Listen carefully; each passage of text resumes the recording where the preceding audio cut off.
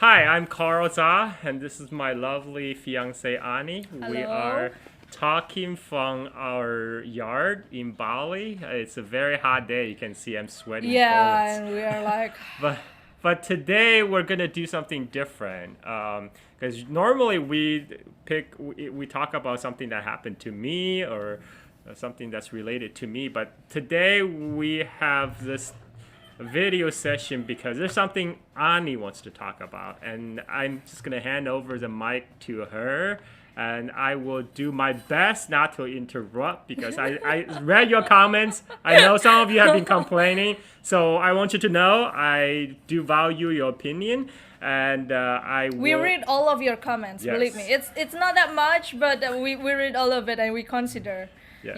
your opinion. You want to go ahead, or? So, like it's been a while. I heard about this thing about nationalism and patriotism, and I don't understand. Every time I heard Westerners talk about it, and they have that kind of negative vibe when they talk about it. And for me, like who grew up in Indonesia, in Bali, nationalism and patriotism is good. I cannot, I don't know. I don't really know. I don't really understand why it is bad in Western country. I may I? Yeah. So in here, I want to hear something like May some. I? May I Yes, talk? from him because he's grow up in U.S. So I think he knows better than me. Well, So. I think people in the West, they associate, when they talk about nationalism, they automatically think about white nationalism. They think about Nazism. They think about Nazi Germany, 1930s, World War II, right? I agree. Those are bad things. You should not be proud of American nationalism or white nationalism. But I think there's a difference between nationalism in the imperial core countries like United States, like UK, versus a country that had been formerly colonialized by European powers that wanted to assert their national independence. Let me read the quote I saw on Twitter, which I think is relevant. So this woman, she's from the Caribbean. I think that's either the Puerto Rican or the Cuban flag. I'm not sure. For all nationalism to be the same, all nations would have to be the same. You can equate the U.S. and the U.K. with ease, but if you dare to compare French nationalism with that of Haiti, that is where we know you have nothing meaningful to add to the conversation. So for people who need a little bit back historical filler, Haiti is of course the former colony of France, and Haiti had fought a war of independence against the French in order to gain their national freedom. So I think she makes a valid point.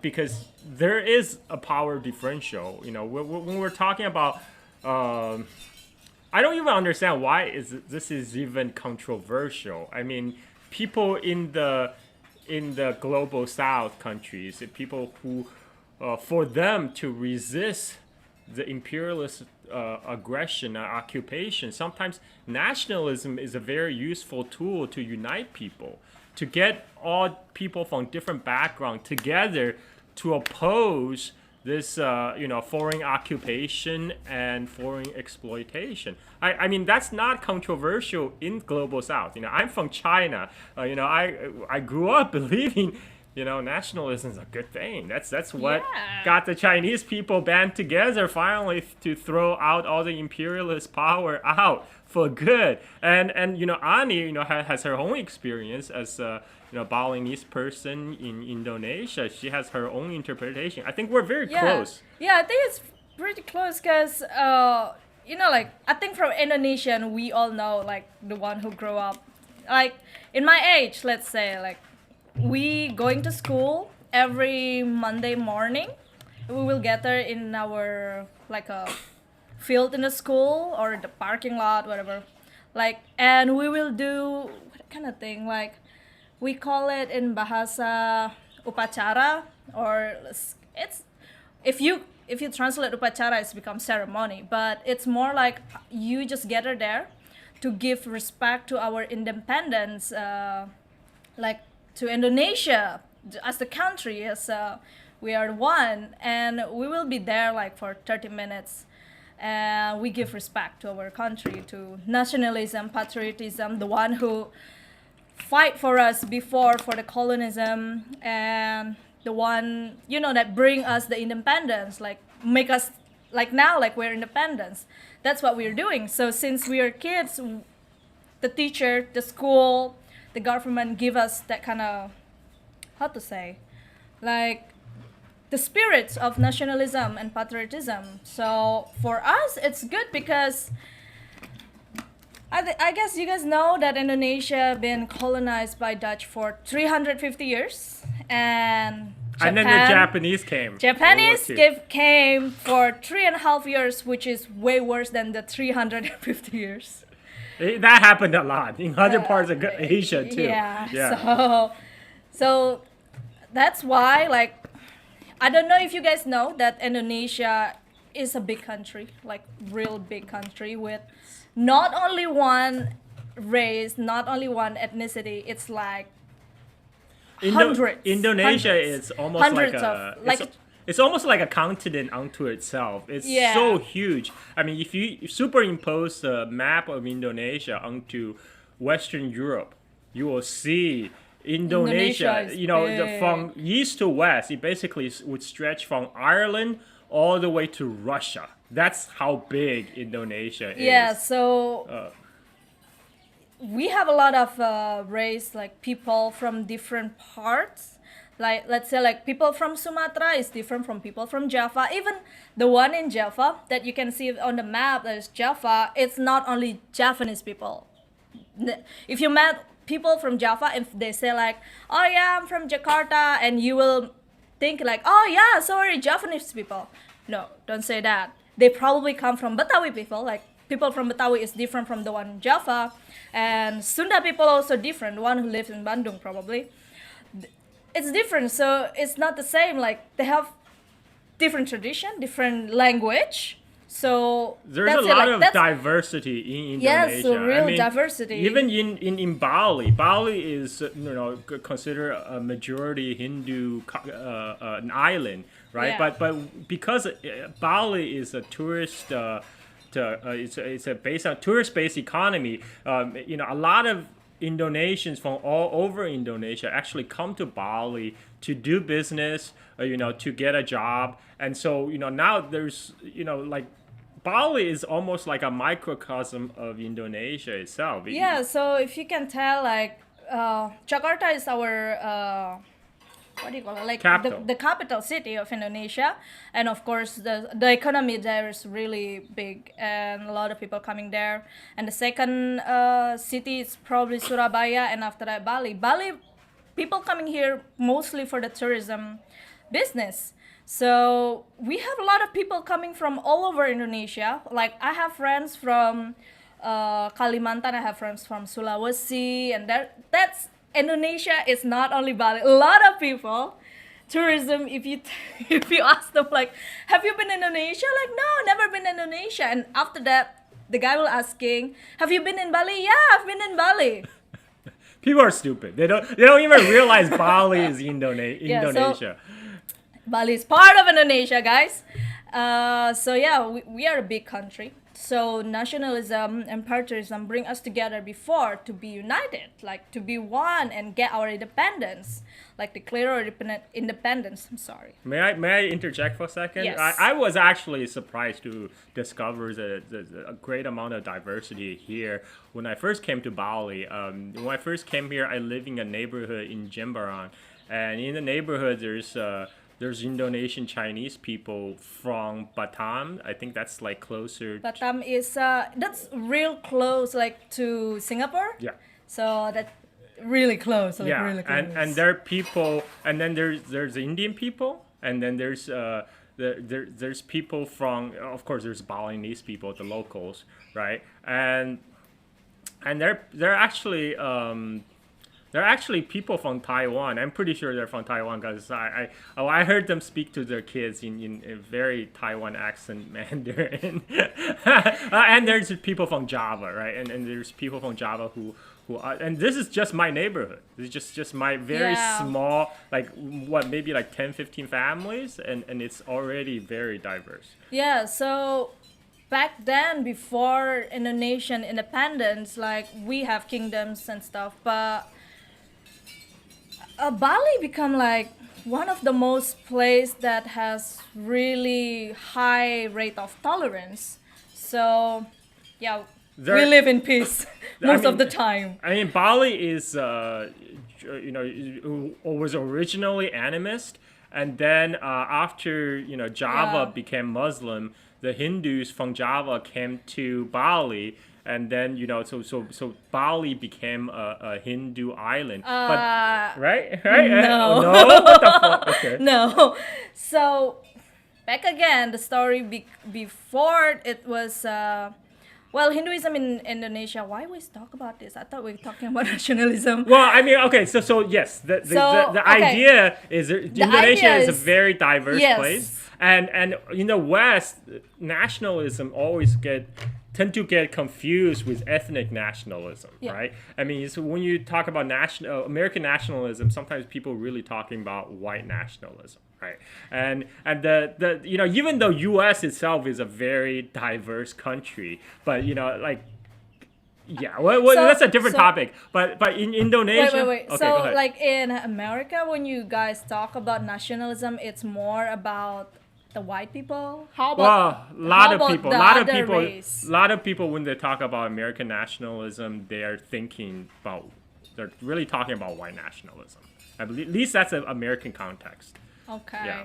I mean, I'm sure there are also like other brown people who subscribe to American nationalism, just as like there's always weird people in 'Cause- each group, but that's when people talking about ethnic nationalism in the West, they tend to associate with the kind of very narrowly defined ethnic nationalism, like Nazi Germany, right? When Hitler promoted the basically the white supremacy and advocated extermination of other people. So what I'm trying to say is there's difference. There's first difference between the very narrow ethnic nationalism, which I think should be condemned, and there's also civic nationalism, right? And for a lot of the large country nowadays, like Indonesia and even U.S., it's not really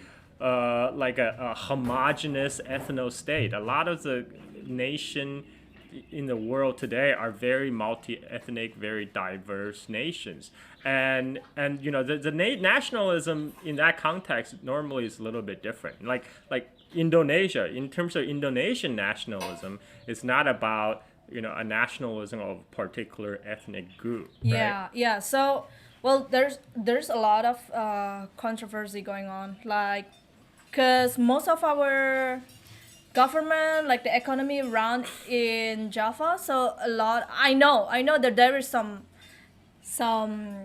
how do you say, like a problem. What people thinking is, yeah, Indonesia just run by Japanese.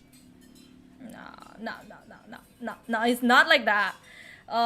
Indonesia is huge. We have, I told you, it's like a lot of race, and for us, we do have like that kind of, I don't know, like, Well, let me ask you this: you're a Balinese. Yeah. You're born and local born and raised in Bali. Yeah. But you feel proud as an Indonesian, right? As an Indonesian citizen, right? yes. Yeah. Like for me, when I met someone, let's say like I play a lot of games, and that game. That game, like, you can chat with other players, so there's people from different country, and when they ask like, oh yeah, where are you from, and I will say, oh yeah, I'm from Indonesia, and some people don't know that Indonesia is big, like, oh yeah, Indonesia, where's that? But when I mention like, oh yeah, I'm from Bali, they will understand. Oh yeah, Bali, the paradise, a lot of beaches. So yes, I'm proud of Indonesia. Like Indonesia is great. Like it's a big country. It's beautiful. There's a lot of stuff like oh, it's just beautiful. Like It's beautiful. and in Bali and Indonesia we have that.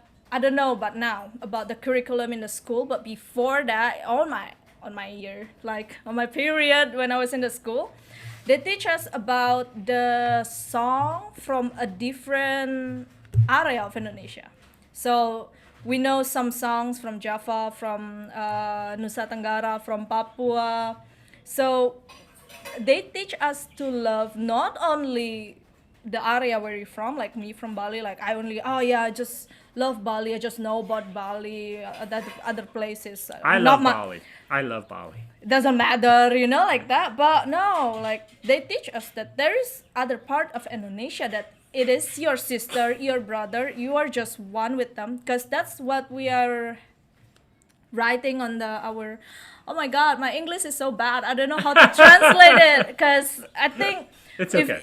if you guys Indonesian, please help me how to translate it. Put the subtitles. No, I'm just kidding. So like the Pancasila is our Yes. the Pancasila. Yes. Is that symbol or is just the icon? No, it's not the icon. It's a symbol. It's an ideology. Yeah, of the the ideology. Indonesian Oh, Jesus Christ, state. thank you. So I smart. mean, the whole because during the founding of Indonesia, Indonesia come together because this whole area was Yeah. colonized by Dutch, right? And but at the same time, Japanese too.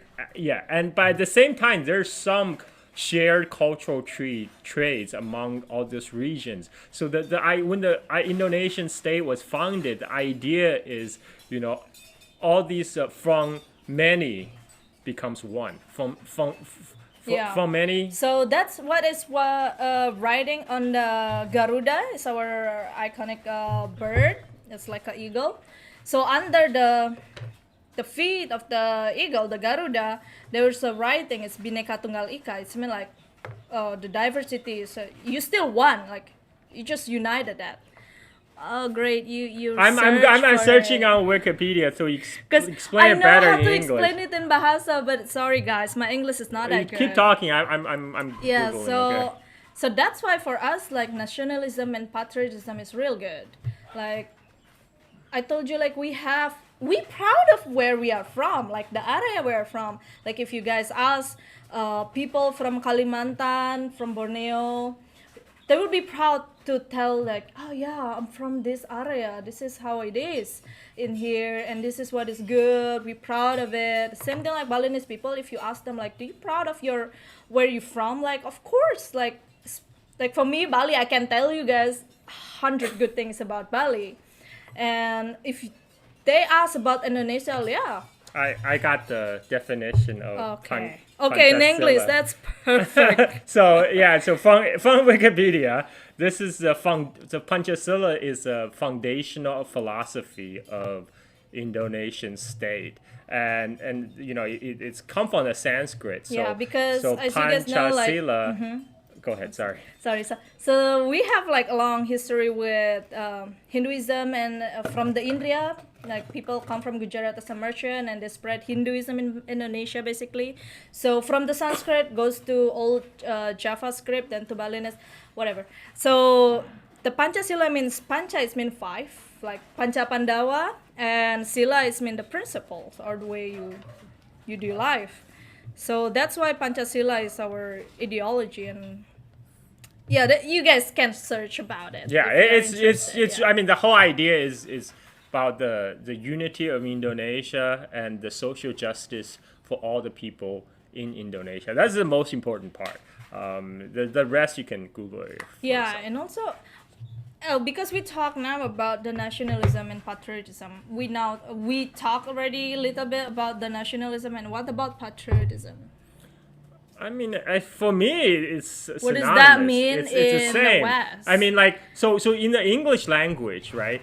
patriotism is good. That's considered good. When we want to say something good, we say this person is patriotic. That's a good thing, Okay. right? So patriotism is good, but now nationalism acquire a negative connotation, especially after World War II because of Nazism, because of Hitler, right? So that word has become tainted, right? But really, I mean, in a lot of the third world countries, a lot of global south countries where I'm from, in China, nationalism, patriotism are kind of synonymous. They're the same. I mean, it's you've okay. It's one thing. Let's go back. I want to go back to the earlier conversation about the difference in the power structure, right? It's one thing to be American nationalist when you live in the imperial core, when you are part of the American empire. When you are promoting the American hegemony, the U.S. hegemony over the rest of the world, and it's a completely different thing if you are on the receiving end of the U.S. imperialism or the European imperialism. When you just want self-determination for your own people, you just want national independence. I think, most of the leaders, a lot of the independence leaders in Asia, they were nationalists. People, even the communist leaders in China and Vietnam, like Mao and Ho Chi Minh, they were nationalists before they were communist. I mean, in fact, the two didn't really contradict with each other.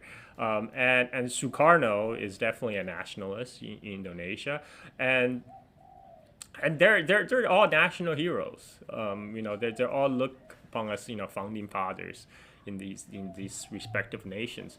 Whereas in U.S. It's a lot more problematic. But I think what happened is often when people in the West, when they talk about other countries, they tend to project.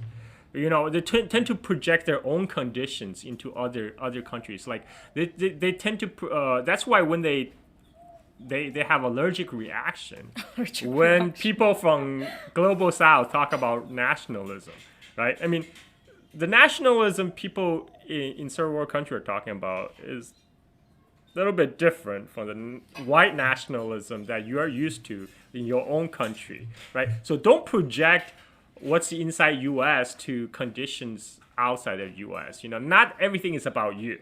Not everything is about U.S. That's just American exceptionalism. You think you're the center of the world. You're not. I don't know. And I saw something. Someone retweeted your tweet about the Chinese woman doing the traditional yes. clothing, like Yes, the dress. yes. So there's And some people, I don't know which one did I read that one. It's like May I? someone is like misunderstanding the tradition and nationalism.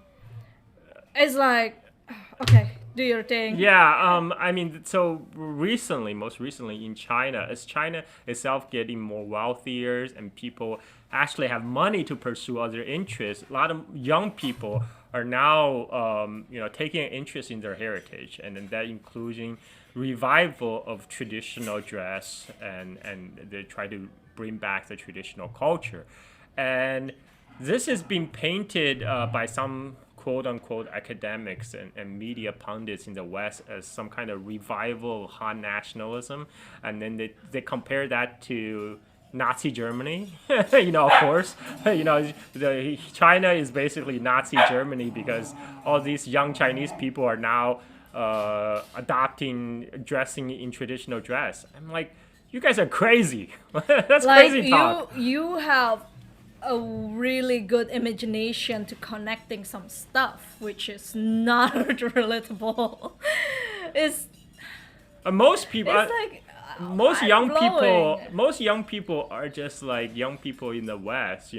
They just like something that's cool. Yeah, it's cool, like you wearing your traditional clothes and you proud of it. And honestly, in Bali, we have that time when we have our traditional clothes. We wear kabaya and kamban for the girls, and the guy also wear we call it safari. I don't know why. The top, and also wearing kamban, like the sarung, and udang is for the headdress. And back then there is a time when people don't really proud wearing it because of the modernism, the influence from the Western. Because Bali, I told you, is a pretty touristic area and a lot of Western coming. And now in Bali, the government put some, what do you call it, like a rule that every, if I'm not mistaken, okay, please correct me if I'm mistaken, this, the day is like on Thursday, I believe, or Friday, we need to wear the traditional clothes. So, and we're proud of it. And I know most of the girls will like, it's so uncomfortable wearing it, because if you search tight. online It's how tight. they wear the kamban, it's We so should put a tight. picture of the traditional Balinese. Yeah, women maybe dress. me wearing one. Yeah. So yeah, It's tight. it's tight. It's hard to walk if you're not used to it, but it's pretty. It's pretty. It's And very pretty. you guys now, Balinese people will notice, like, if they are like from Balinese people, rich family, let's say, like people who has money, they will compete to look much better on it, and they will spend million of rupiah just to make the clothes. So we kind of proud of it, kind of like it's a way to be proud of it. One thing I noticed when I first came to Bali last year is I saw the difference. I saw how much tradition is preserved here compare, say, U.S. or China. I mean, I was born and raised in China, and the 2/3 of my life then is spent in U.S. What I observe is that in China, a lot of the tradition has been lost in the last 100 years of modernization. Like it's like in terms of dress, right? Like most of the Chinese people nowadays dress no different from their Western counterparts. There's part of the global culture, that too. But in Bali, the tradition is very much alive. It's organic. People dress in their traditional dress to go to temples on certain days, and everybody do it. Like it's not something. It's not a hobby. It's not something just cool. It's just like part of the. It's just part of people's daily life, and that's something that's been lost both in the West and in China as well. And I think I was actually happy that young people in China are trying to bring that back. And Excuse me for that. That's Sorry. that's our puppy, subclass. Sorry, and he wants to be part of the show because He's the most spoiled dog I ever know.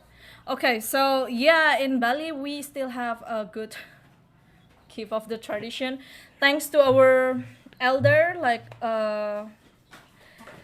it's, I believe, like for young people, for the millennials especially, you guys will more interested in Western culture, like the games, like more modernism, and wanna like, what do you call it, like almost that interested in our own culture. Well, I mean, one part I think And- it's normal. Like people, Yeah, I think people it's are normal. interested in something that's different. That's Yeah. different from their own culture. They want to, and also because there's such a Western hegemony in culture. Yeah. Like because of the domination of the West in the last 500 years. So there's like the cultural soft power of the West, and it's a combination of the two that makes the youth, want to adopt what's cool, what's hip. Get him away, don't let him kiss you. So that's why in like our elder, like always telling us, the young people, like they will tell us, if you are not the one who carry our tradition, who else? Like it's really pretty much really works actually. That's why we have still keep going on our tradition. We still have a lot, and honestly it's a lot of stuff, like part of our tradition is pretty interesting, like ogoh-ogoh on a day before the Silence Day or Nyepi Day in Bali. So if you guys know, I promote it. So there is a day when in Bali you cannot lit up the lights. You cannot No lights, go no outside. electricity. No electricity. And since 2-3 years ago, the government started this policy that it will be not any TV streaming, like no streaming on the TV to Bali, and also they blocked the internet. So you get to see You- what Bali was like 200 years ago. Yeah. So basically, you stay home and meditate, do With your your family. yeah, at least respect the tradition. So actually, this year, I thought that he knows the rule, like not going out. So what he knows that he just know about not light up the lights and will be no internet. And when I woke up in the morning, he's gone. I was like, where is he going? And he was walking in the neighborhood. I was like, It was so dark, and the lights in the night sky, the stars Yes, just look so amazing. I that's just couldn't help perfect. myself. If you guys are photographer and you guys want to see the lights, like the stars, like clear sky, come to Bali on that day. On that day, yeah. But no internet. So yeah. Yeah, no internet. Survive for one day without internet. It's pretty beautiful. hard. It's beautiful. So yeah, like our tradition lately we kind of develop it to be more fun and attractive to young people, because we know what's come to us, like the tradition. It's not that easy to keep it like this. Like people, you can, if you come to Bali, you can see people every day going out to the temple and pray, because that's our tradition and we need to keep it. So yeah, like that's actually part of our nationalism. We need to be proud of where we are from. We are different. There's a lot of diversity from different part of Indonesia, but we still want, like, if I heard there is some Japanese woman, she's a Muslim, I don't mind it. And if she get tortured in some country, I will feel mad, because I feel like she's part of us. Like she's one of our Indonesian fellow. And that's what I mean by nationalism. And also like how you do things, like do your, I don't know, achieve something globally or something good for your country. I think that's part of it, of nationalism. Yeah, So I mean, for me, there's when- bad and good. There's bad and good nationalism, right? I mean, yeah, you depends how you carry it and how Exactly. you practice it. Exactly. But for me, it's like it's a good thing when yeah, the part of nationalism also the way you act, like in the small things, like if you're a business owner and it's close to our Independence Day now. It will be on 17th of August, so in a week. So we do a lot of promotion going on the Independence Day. That's also part of it. Like you give respect and also patriotism. I think it's more about for me, my understanding from what the teacher teach me when I was kid, when I was in the elementary school and also high school. Like patriotism more about how you act towards your country, like to make your country good. So nothing really bad. Like that's why I was confused when like I heard from my friend like, oh yeah, this guy is so nationalism. I was like, what's wrong with that? Like really, what's wrong with that? Like he just supportive to your country. And it's like, no, it's bad. Like, And I just wanted to make it clear, because some guys in the internet accuse me being a Han nationalist. I am Han Chinese, but I am not a Han Chinese nationalist, and I'll explain you why. Because okay, release him. Because Okay, release him. I can talk because I don't believe in Han supremacy. I don't believe one ethnic group should have inherent power over other or is inherently superior to other. I think all Chinese citizens, regardless of ethnic groups, should enjoy equal rights. I think Chinese nationalism is fine. I personally have a problem with Han nationalism because I don't think we should promote necessarily one group over another, right? But as long as people understand, it's everything is based on respect and equality. I think then you can have a healthy form of civic nationalism, not ethnic nationalism. That's my two piece. Yeah. I think it's also, happen everywhere in the country with a lot of diversity. Oh God, just release him. He just want to play with Madu. No. I want to play with him. That's nationalism for me. For me, it's nothing bad, and I think a lot of Indonesian people will agree with me, because Click like. If you agree, click like. If you disagree, leave a comment. yeah, let me know if you have a different opinion about that. Yeah. Give me your argument. And if you want more Soklat in our video, let us know. We'll make it happen. He's the one that more. Yeah. We have 3 around us, so. He's the most annoying one because he barks a lot. Yeah. So that's it. I think. Anything else you wanna add? No. Thank you for watching, and Yeah. click like, subscribe, leave a comment. Click that. What do you call it? The bell Like. button, so Yes. they will notify you every time this guy upload a video. Oh yeah, do that. I bet you just know about that. You know everything. You're so smart. That's why I'm with you. Okay, see you guys next time. Bye. Bye bye.